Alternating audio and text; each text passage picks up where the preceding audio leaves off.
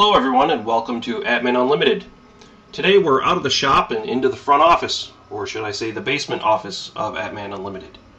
Today I'd like to review a post processor for CAM software.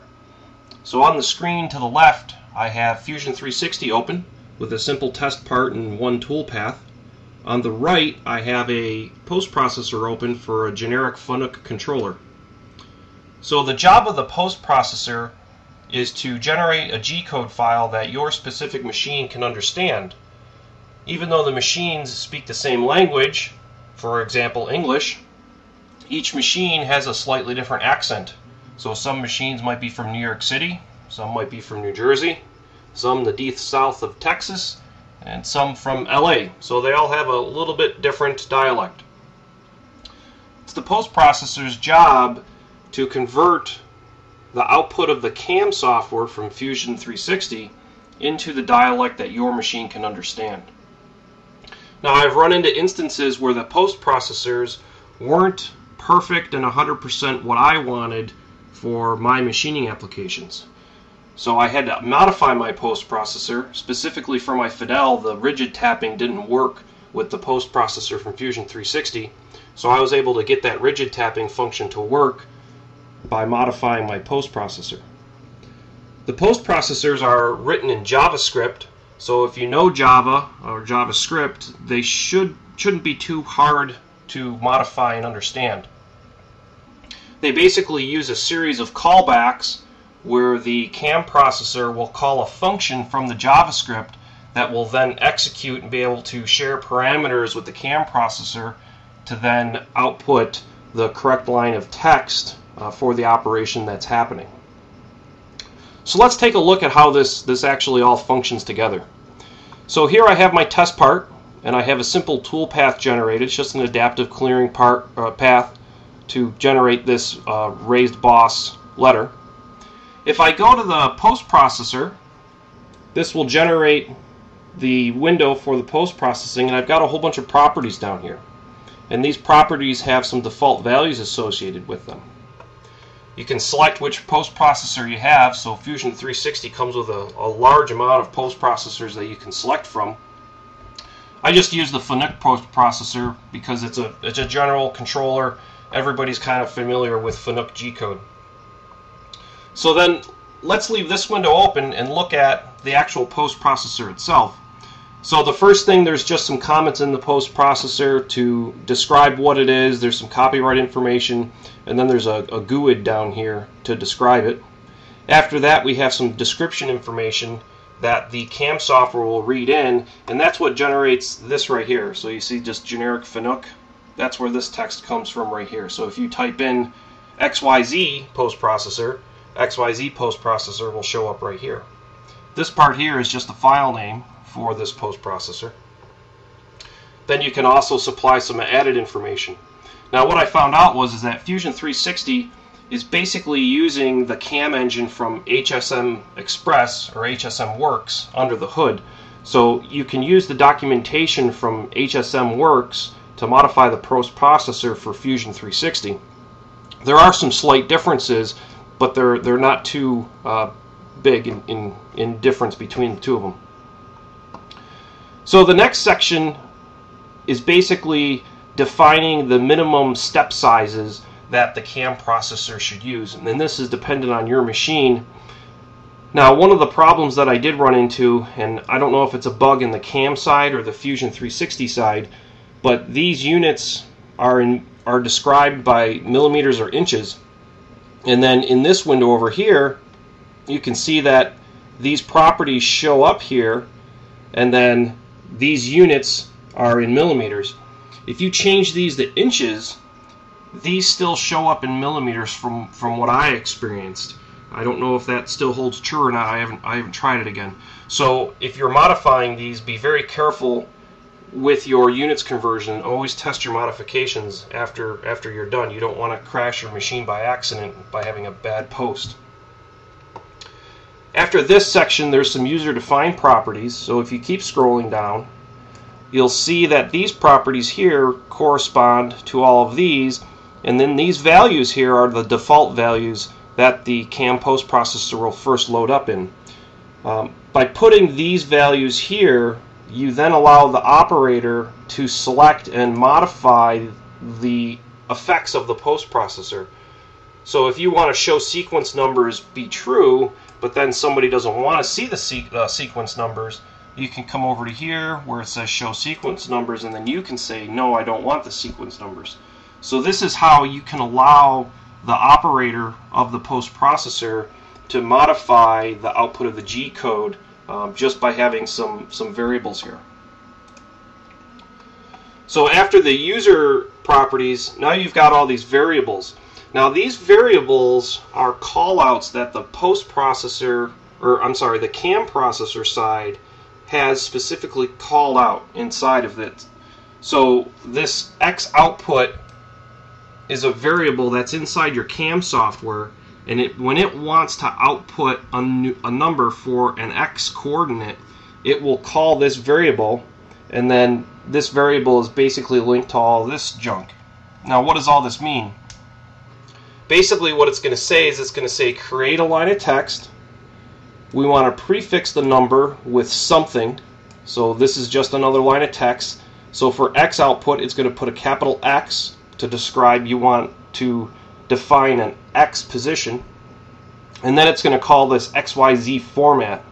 Now notice there's XYZ format, and then there's also ABC format. So XYZ format is the format that is going to be used for XYZ positional information. ABC is different because typically ABC is rotational position and not linear position. So I'm using Notepad++. I really like Notepad++ for my editor. You can see as I highlight these, you can see up here, now up here it says XYZ format. So this actually is what it calls. And you can say create format and then decimals. If it's a metric machine in millimeters, it's going to create 3 decimals, else it will create 4 decimals. And then this says force decimal to true. So what this will do is if you're in metric units, it will output 3 decimal places. If you're in English units, it will output 4 decimal places. And then it will always force a decimal place. So if you look at for ABC format, we've got a little bit different format. We're always going to output 3 decimal places because we're typically in angular dimensions instead of linear dimensions. And then the scale is going to be degrees because we're angular. So this is how you describe to the CAM processor how you want your G code to be formatted on the output. So these items also get called through all of the functions, which are basically the callback of how the CAM software is jumping in and out of the post processor. So then scrolling down, you'll also have variables for how to describe the different G codes and which G codes are modal and which G codes are not modal. So you shouldn't have to mess with this section too much. These are pretty well defined and pretty common between all of the machines. So then scrolling down a little more, now you start getting into the functions. The functions is what the CAM processor will actually call to then format specific lines of texts. And the functions follow a pretty logical flow. So the first couple of functions that you'll see are very common functions. So we have a function here called write block. What write block does is it merely just outputs a line of text. So that's what's going to be used to generate the actual line that will show up in your file. And you can see there's a bunch of if statements and else statements. Basically, here you can put as many ifs and elses and thans and ors. So this is handling the sequence numbers. So over here where it says show sequence numbers, you say yes or no. You know, way up here at the top, you can default it to yes. So then when this write block function gets called, if it sees that your sequence numbers are set to true, it's going to write out an n plus a sequence number. The sequence number is a variable that's inside the CAM processor side that will always increment every time that it wants to write a block. So the CAM processor keeps track of this variable for you. So that's the write block function. This gets called every time you want to write a line into the file. Again, you probably won't have to edit this per se. So then there's a write optional block. This will get called if you have an optional block of code.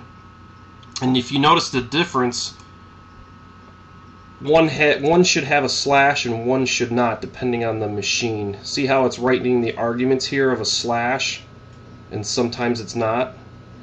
So that's what makes the block optional. So on my Fidel machine, I have a block skip switch, and if I put a slash in front of any line of code and that switch is turned on, it will not execute that line of code. So that's what it means by an optional block. I'm just collapsing these functions to make it a little bit easier for us to follow. So then we have the next two, which is format comment and write comment. So these functions can be nested. So if you notice, format or write comment is basically just going to write a comment line. So when the post processor runs, you'll have your 2D adaptive clear here. It will write a comment at the beginning of that section of this toolpath name for you. So then the write line calls the format comment, and you can see if you highlight this, it will jump up to this function format comment, and then there's a bunch of filters and stuff like that. So what they're trying to do is they're trying to filter out any invalid characters from the comment. Again, going back to my Fidel machine, if you put any tabs in the G code, it basically throws the machine for a fit. You won't be able to download the file to the machine. It just kind of locks it up on you. It took a long time for me to figure that one out, so I actually put a filter in my interface between my machine and my NAS server where I store all my G code. So then moving on, this is the very first function that actually does something real. And it's onOpen. So onOpen is the very first function that will be called when it first enters in the G code. So this is the function that will contain all of the initialization items that are going to happen at the very start of your file. So there's a whole bunch of if statements for controlling, toggling stuff on and off, and for your machine configuration that you set up in your CAM software. So Fusion 360 doesn't have as many knobs and dials as HSM Works does, but all of those knobs and dials are still in the back end in the post processors. So that's why these functions are so large, because all those knobs and dials can be run.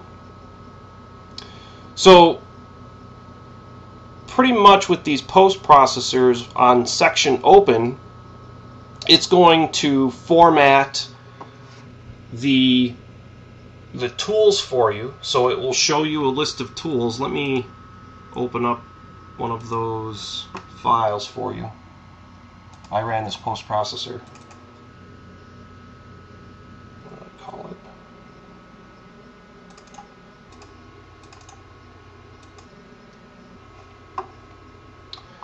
So here's the test that I ran. So you can see at the beginning here it called out the tool and the name of the tool, and then it set up a bunch of these G codes. So it set the machine into an initial condition. It also put your program number and then your program name, and an output of the % sign. So that's what this function call is going to do. So here is your write line for your %. So these are above this is a bunch of switches to turn a whole bunch of stuff on and off. I'm not going to get too in detail on it because we could spend hours talking about it, and I don't think anybody wants to watch a couple hour long video on it. If I'm wrong, shoot me off an email and I can go more into detail into a specific section of the post processor. So there's your write %. Here's your program ID and your program name. So that's putting out your program number. Then after that, so this whole section all the way up to here, so here's your O, and then here's your program number, and then here's your text with your filters that will output the text. So you can see it's going to write the line of O. Then after that, if you enable it, it will turn on and set the machine vendor model number description, so you can turn that on and off if you want. Then here's the tool information, so you can tell it to iterate through all of the tool information. This is one of the sections that I modified and added a little bit more detail in. I like to look at my tool list and make sure that my tool list matches my setup sheets just for a sanity check. I also like to put my tool number so I know I have the right tool in the right tool changer pocket, and then I also added the offsets numbers in here so I know I have the right tool offset number in the right tool pocket. The way that I use my machine, so I have 21 tool pockets. I use tool offsets 1 through 21 for temporary tools. Like if I have an odd size drill that I'm just going to put in a tool holder and put in the machine and run for one part, I'll use the 1 through 21 tool offsets where that tool pocket is. If I have a tool that is permanent, where I have a tool holder and a tool that's always the same, I'll assign that tool a specific tool number above 21, and then I'll set the tool number to be the tool pocket, but the tool offset to be that tool number. So I have a discrepancy between tool pocket and tool offset. So I got to make sure that the right tool is in the right pocket with the right offset. So that's why I enhanced this information here by modifying this section. So from here all the way down to here, this is all just code to generate that tool list. This piece of code here is to make sure that you don't, if you have 100 operations that all use the same tool, it's only going to generate one entry for that tool in the tool list. So moving on, this is where we're setting our units and our properties. Okay, so that's the onOpen function. And again, this only gets called once. It's when the CAM processor very first starts. So then after the onOpen function, I'm going to skip some of these. These are more functions that are used nested inside the main functions. The next function that gets called is going to be the onSection function. So let's find the onSection. Here's onSection. Okay.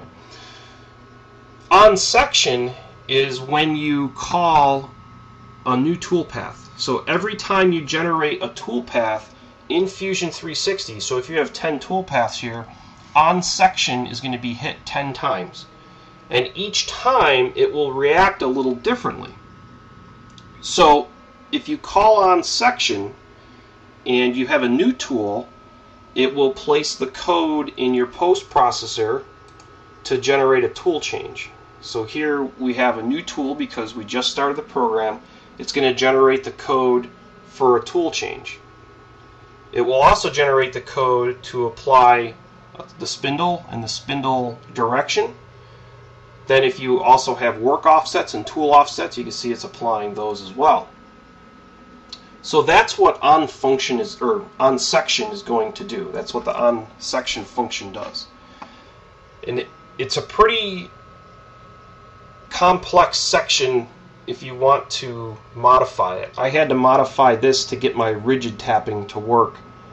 This is the only way that I could figure out how to work around some of the nuances with the Fidel rigid tapping scheme on how the Fidel machine wants to see the commands for rigid tapping. We have a bunch of variables in here that will get set or checked or moved from the CAM software into the post processor section. So you can see, if we have a new tool call, if we have a new work offset, if we have a new work plane, it will do some things, and that's what it's triggering on to do, to write the new work offsets, to generate to force the tool change code. So these all if statements link together to do all that logic. Now if you do change this post processor, this is where validation of the code gets pretty hairy, because the post processor will act different and different sections get executed based on the conditions in your CAM software. So if you have a CAM file that only has one tool and 10 tool paths, and you test your post processor with that, that will yield one result and test data that may be valid.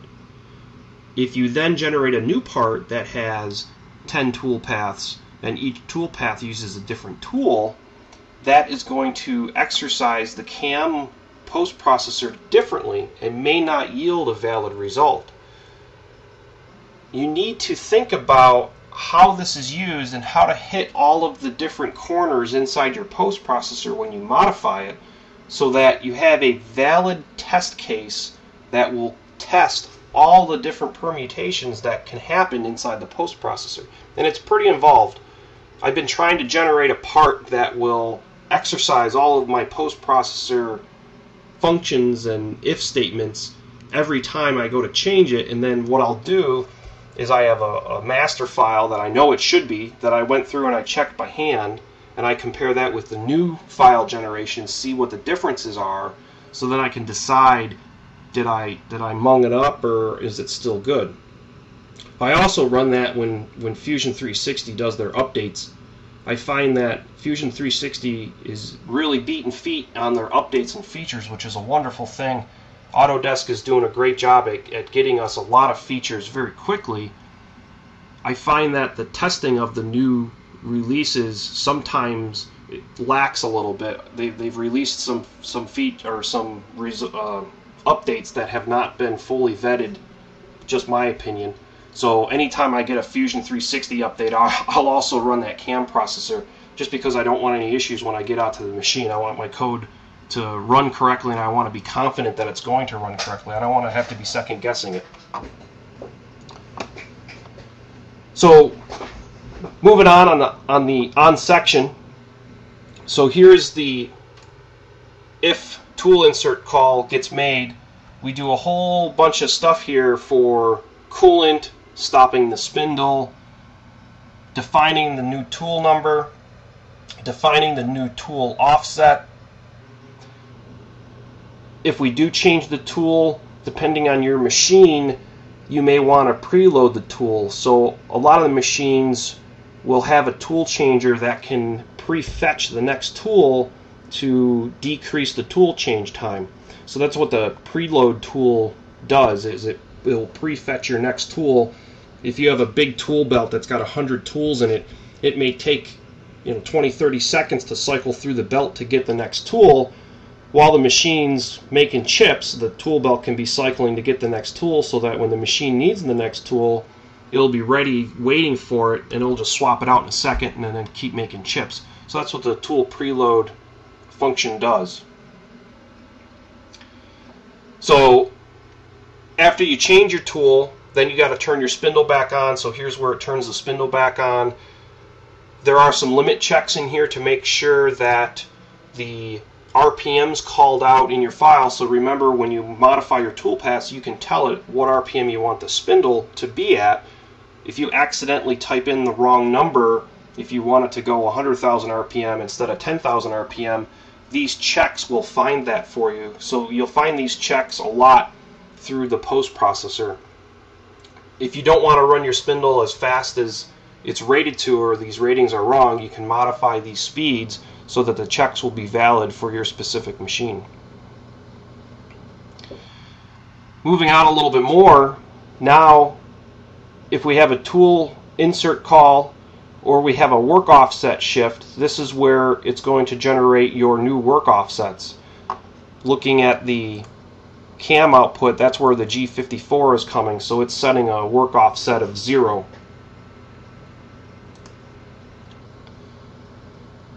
Then we have the force functions. So if we go back up to the top here, where we started this function, we had a bunch of these force functions. What these do is, if the CAM processor is in an unknown state where it doesn't know what the modal code currently is, like a G90 or a G91 or a G00 or a G01, those are all modal codes, excuse me. that need to get set. So that's where these force functions come from. When you do a new section, it's good practice to force all your functions so that you're not dependent on the previous function that was run, which may have been an incremental type move, and now that your new one wants to be an absolute move. You always want to force those functions to get that machine back into the modal state that you're expecting it in for your new section. That's what all of these functions do, and these are called inside of all the other functions. Again, they're nested. I hope this is making sense. It gets a little muddy to follow all of this. It takes some time to sit down and read it all and figure it all out, of what they're doing. It's a marvelous system. It's extremely flexible. With flexibility comes complexity. They're hand in hand. I'm a software engineer by trade. I deal with this battle every day of having the right balance of flexibility versus complexity. I think they've come up with a really good balance of flexibility versus complexity, because Fusion 360, you want it to work with any machine out there. So you need to have this type of complexity to achieve that flexibility of being able to work with any machine out there. And they achieved that very well here. So where were we? So force XYZ is basically just forcing a position. So you don't know where the machine was left at in the last one. If it was an incremental move, the machine might be somewhere you don't want it to be. So this is going to force the cam output to output all XYZ coordinates so that the machine will resync up where the cam processor wants it to be. For instance, if you're doing a whole bunch of linear feeds, we know that we do a G01, an X, a Y, and a Z coordinate, but then if we're just going to move X around, the next couple of lines only has to be X1.0, X2.0, X3.0. So the force function makes it so that it will automatically output all XYZ coordinates. It can also output all ABC coordinates too.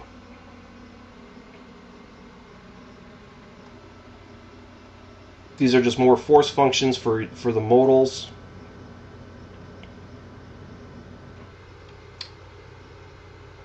Here's where the formatting of the actual G and XYZ outputs gets set. So you can see here we're writing a block.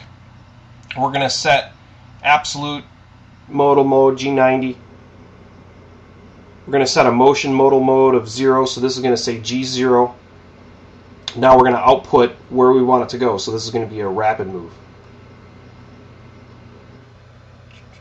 Let me see here. That's about it. So I know it's a lot of code for, 8-9 lines of text, but unfortunately it has to be that complex to handle all of the entry and exit cases. Because if you have 30 of these tool operations with the exact same tool, you just have it split into different sections, you don't want the machine to go through a tool change cycle between every single one of them. So that's why all those if statements are in there. And if you don't do a tool change, and you don't do a work offset change, excuse me, then you don't need to set the spindle RPM. You don't need to reset the work offsets. You don't need to rapid to a new position. You don't need to do any of that stuff. So this is a way to make sure that your output G code is as clean as possible. So after the on section, where we're going to open up a section, now we have a bunch of functions that are related to performing the cutting operations for this toolpath. In our example, we only have one section. It's 2D adaptive clear, so we're going to call a whole bunch of items to then actually generate the toolpath. So if you put a dwell in your code, here's the function that will insert the code to generate the dwell. If you change the spindle speed, here's what will change the spindle speed. If you do cycles, this is where, well, that's weird. So on cycle, right block, G17. So this is going to set the plane back from wherever it was to the XY plane. So then after that we should see more cycles. So here's on cycle point. There we go. So this was the piece that also was not in the Fidel post processor. With the Fidels, if you don't have a G17 set and you go to do like a peck drill or a tapping operation where you're pecking, the machine will actually walk away in the XY plane and you end up breaking your drill. It's not very fun. So get common cycle. A common cycle basically is just a rapid, a linear, a circular, those types of outputs. On cycle point basically is all your other cycles, your CAN cycles, peck drilling, counter boring, there's a chip breaking drilling, there's deep drilling, this is your tapping, there should be some more in here, boring, reaming. So these are all the higher G number cycles, your G72s, your G80s, what else? Boring is G76. So all of these need to be tested. If you modify any of these, it gets really hairy because now you need to generate a toolpath that uses each one of these special canned cycle routines. Again, like the on section, we've got a bunch of calls here to pre-configure the machine. So on the very first cycle, we want to initialize our XYZ's positions. Then we need to set some feed rates. If you're doing tapping, you have to modify the speed, the feed rate, and the spindle speed depending on what kind of machine you have. So there's some math in here that will do that for you. Then the rest of this output will calculate all the specialty parameters that go with that cycle that is specific to the machine. If you do chip break drilling, you need to have a Q, and then you need to have a feed. So that's what this section is going to do for you. It's going to generate that G73 string in your G code. The reason why it's on first is that, again, like when you move a G01, if you do a special cycle, if you want to drill a bunch of holes, you don't need to specify the entire drilling can cycle. You just need to specify the next XY set of coordinates, and it will move and repeat the exact same function because it's modal.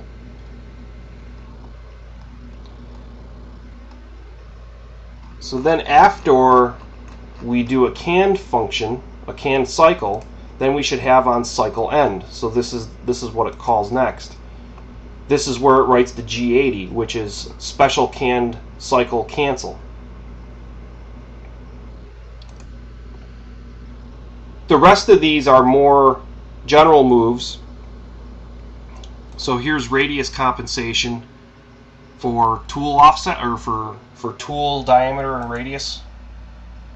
Then you have rapid movement. This is an output line that will actually generate a G0 to do a rapid movement. Then you've got a linear feed. So this is the code that will generate a G01 to do a linear feed. Then we should have, we've got 5-dimensional rapids and linears. Then you also have circulars. If you want to do a G02 or a G03 move, then this section gets called. Depending on which plane you're in, you can see there's separate cases in here and switches. The same thing happens in the cycle. We should have saw a switch command in here. So here's the switch command for cycle type, and then for each case you see drilling, counter boring.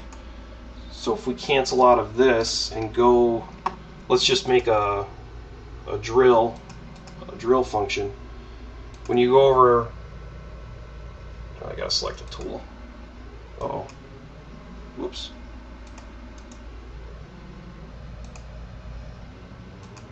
So when you go to cycle, these items that you can select here correspond to this case. So that's how the post processor is being linked to the CAM software and inevitably to your camming toolpaths.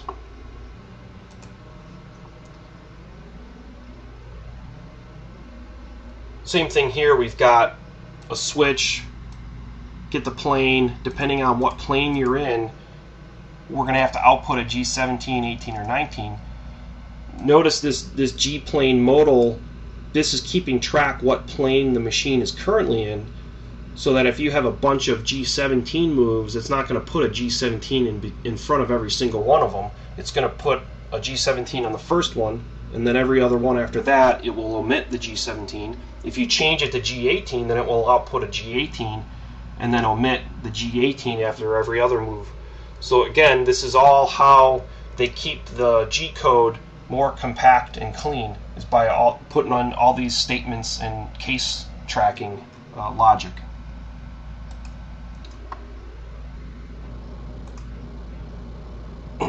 So here we have our set coolant function. So if we want coolant on or off, this will turn our coolant on or off. If you have multiple coolants in your machine, this can also turn on multiple coolants. If you have flood coolant, mist coolant, through tool coolant, this will handle your coolant section on and off. That was another thing that I modified on my machine. I turn my coolant has check valves in it, so it turns on almost instantly as soon as you call the coolant command function. They were turning the coolant on while my Z height was at the tool change height, which is at the top of the machine, so it was spraying coolant everywhere. I changed it to turn the coolant on after the initial Z move to the safe plane, so then it turns the coolant on when it's just a couple inches above the part. It doesn't make much of a mess in the machine cabinet, I find.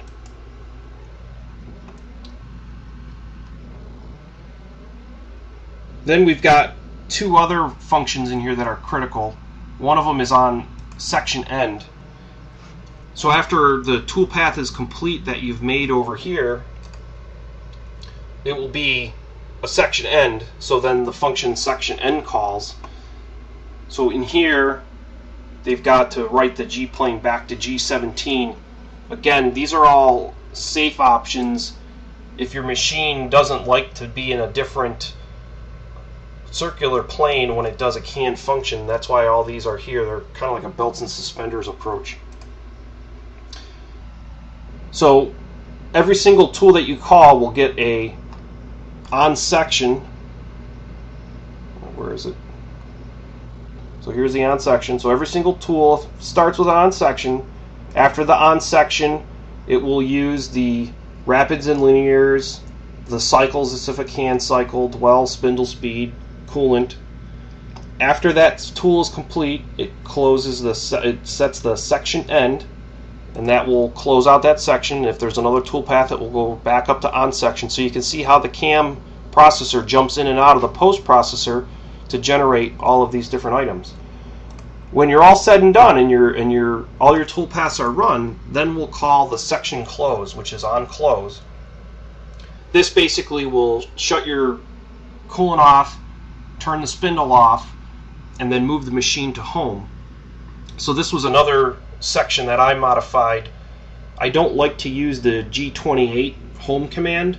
The way that the Fidel machine is set up, there's actually 3 levels of coordinate systems. They call it the machine coordinate system, which is the coordinate system the machine uses to do tool changes and to do limit travels. The Fidels don't have limit switches on them, so they use the measurements of the ball screw positions to limit the travel. So that's the machine coordinate system. Then we have a tool coordinate system, which is the coordinate system used to drive G28 to 0. A lot of people will use the tool coordinate system to set as 0 XY, but if you set as 0 Z and then you call G28, you could go to the 0 portion of your part, which could maybe cause a crash. So I modified my close to move to the machine home position, which always puts the head as high up as it goes, and then it moves the table to 0. So that should be a safe state in 99.9% of all instances. There's a couple of corner instances where if you have a really long tool and a really tall part, you could possibly crash the two of them together. So you need to be cognizant of that while you're doing your cam code. That's where, you know, user smarts needs to come in. Then the other thing that I did for my machine on my close is I programmed it to move the table all the way forward towards the door, so I don't have to bend over as far to put the parts in. If you watch one of my videos where I make a part, in between each operation you'll see the machine move the table to 0 and the head up, and then you'll see the table move all the way to the door. So that's the function close, moving to machine home and then moving to the door so that I can take the part out easier. So in closing, I hope that helped demystify and open the hood on these post processors and how these post processors work. And maybe you can, you know, modify or solve some of your issues on your own now, rather than having to wait for technical support to help you out and solve some of these issues. I hope this was informational and helpful, and we'll see you on the next video.